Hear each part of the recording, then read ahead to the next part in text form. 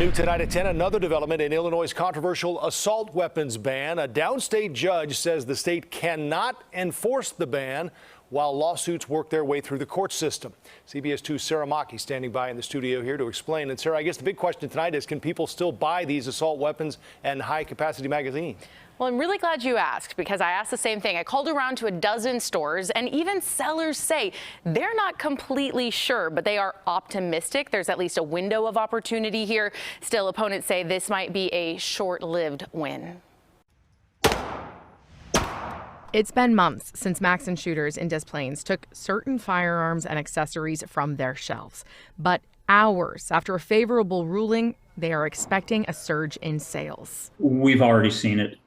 We've seen it with our online business this afternoon. We've seen it with foot traffic in the store and purchases in the store this afternoon since the order came out. I mean, the word spreads quickly. Dan Eldridge is one of the plaintiffs who says they got their first win in this 29-page ruling from the U.S. District Judge Stephen McGlynn in East St. Louis.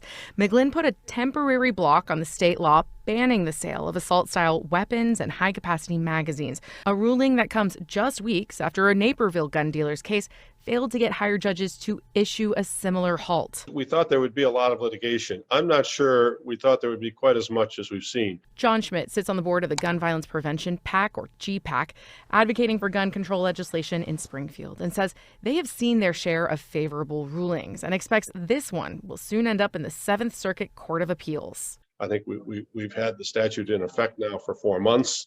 I don't see any emergency to reinstate those types of sales. Schmidt expects the 7th Circuit will put the ban back in effect, an outcome Eldridge admits is possible, further driving customers to make fast sales. There's a window where people can purchase things that they have not been able to purchase for the last 3 months. At the end of that window, there is some uncertainty. At least one gun seller I talked to said he's now waiting for more clarification from the state before they return these specific products to their shelves. Guidance he does not expect to come before they open tomorrow. In the studio, Sara Machi, CBS 2 News. Sarah, thanks.